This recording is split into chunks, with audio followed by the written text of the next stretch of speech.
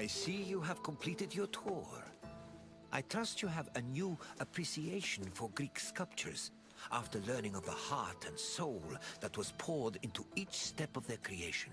Now, what else would you like to do?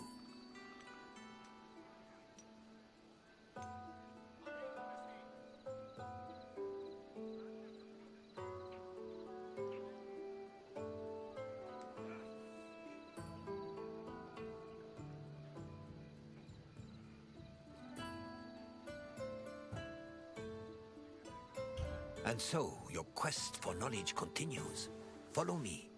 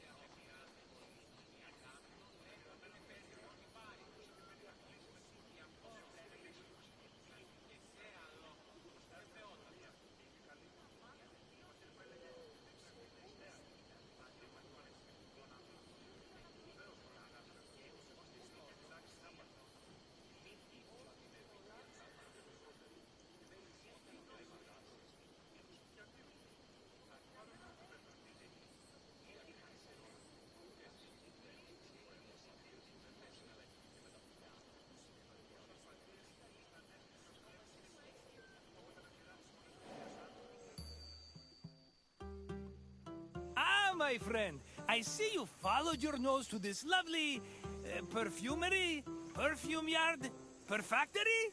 Yes, let's go with perfactory.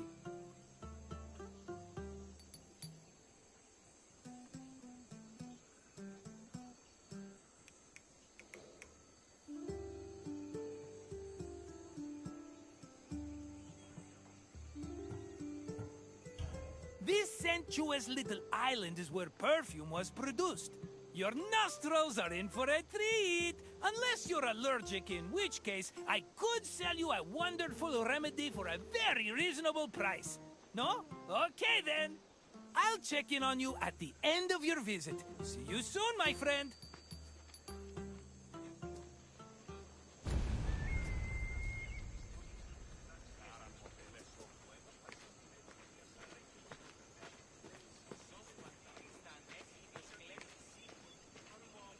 Perfume-making techniques were invented and perfected in Mesopotamia and Egypt, beginning in the 4th millennium BCE. By the time of the Mycenaean era, perfume played an important role in the Greek economy. Mostly reserved for kings, priests, and aristocrats in the beginning, it later became more widely available during the classical and Hellenistic periods. Greeks used perfume for more than just personal cosmetics. It also had sacred uses. For example, cults would sometimes anoint their god's statue with perfume, and it was also used during rituals like weddings and funerals. Food and wine could also be scented with perfume to add to a meal's presentation. The art of making perfume was part of medicine and pharmacology, and physicians devoted entire books listing the best perfume recipes.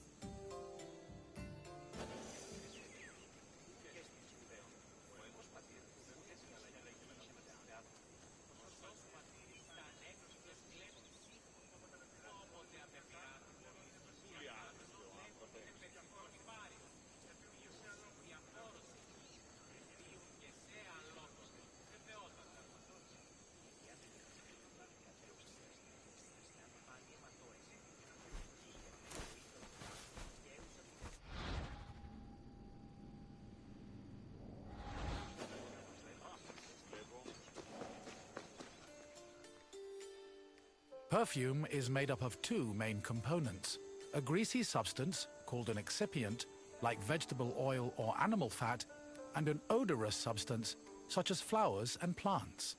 For ancient Greeks, the most common excipient was olive oil. According to Theophrastus, however, the most valuable oils were those extracted from nuts in the Syrian and Egyptian deserts. The odorous ingredient could be taken from a variety of sources. These include flowers like roses or lilies, herbs like oregano, spices like saffron, resins like amber, and leaves from plants. Some fragrances were also imported from outside of Greece, like Indian cinnamon and Syrian frankincense. These exotic scents were considered exceptionally precious.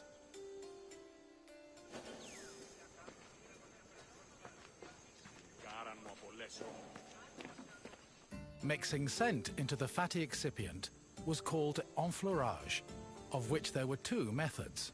If the flower being used for the scent was fragile, the preferred method of extraction was cold enfleurage, which required an oil-soaked cloth. First, the cloth was rubbed against the flower's petals, saturating the oil with the scent. Then, the cloth was pressed to wring out the scented oil. Hot enfleurage involved heating the excipient before mixing in the scented substance.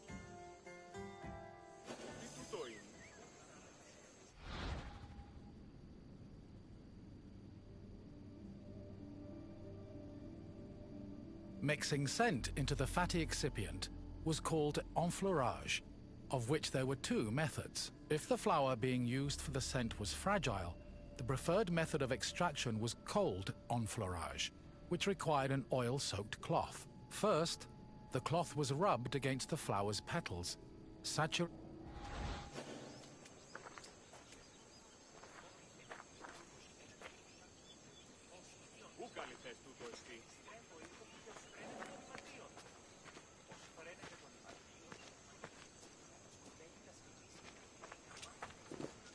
The hot enfleurage process consisted of heating and distillation. After the scented ingredients were dipped into heated oil, the mixture was then filtered before being pressed and decanted. Once the mixture was complete, spices, coloring agents and fixatives were added, along with preservatives to prevent the perfume from spoiling. Finally, the liquid was hermetically sealed in bottles, ready to be shipped to market.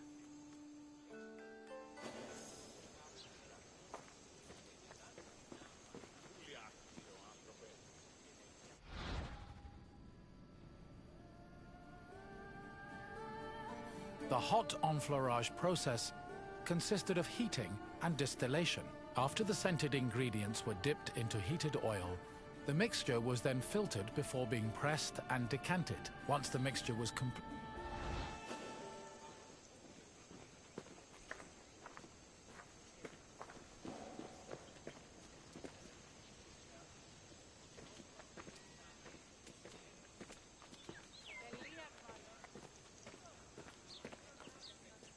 perfume was usually bottled in ceramic or glass flasks, but more luxurious fragrances were contained in ornamented and painted flasks. Lekythoi and alabastra were elegant bottles designed for women, while arabaloi were used by athletes. It was common for the bottle's craftsmen to brand them to prevent frauds and knockoffs. Perfume shops were usually located in city centers, befitting of their importance. In addition to selling perfume, they were also sometimes used as meeting places. For example, the perfume shops near Athens's Agora were frequented every morning by the city's youth.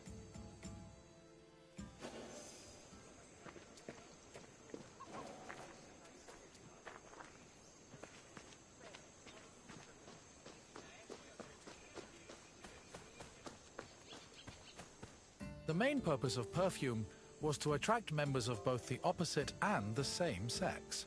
We can trace this practice back to a scene in the Iliad, where Hera used perfume to seduce Zeus. Similarly, hymns about goddesses like Demeter and Aphrodite always mention their pleasant smell, further solidifying the belief that scent and seduction went hand in hand. However, perfume was also a mark of social status. Athletes covered themselves in perfumed oils during their training and at symposia, and citizens were judged based on how anointed, shiny, and perfumed their bodies were.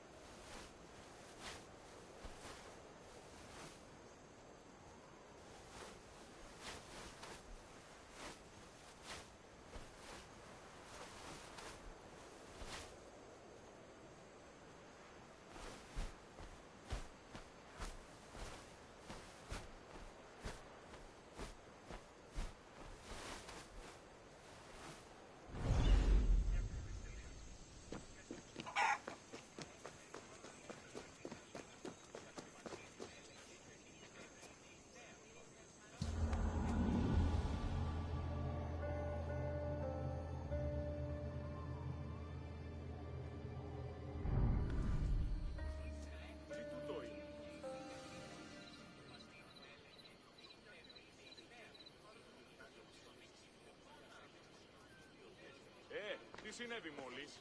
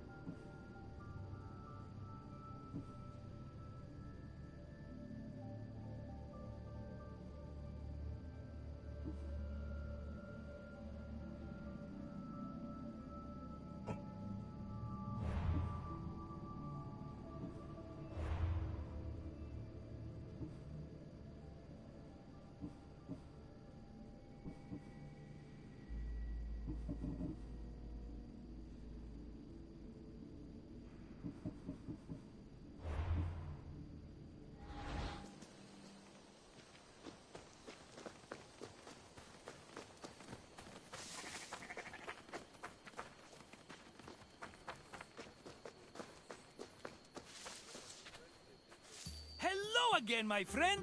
I hope you see now how important perfume was, not only for aesthetic purposes, but for Greek social hierarchy. I wouldn't charge so much for my own bottles if I didn't know the value of what I was selling. What else can Marcos do for you?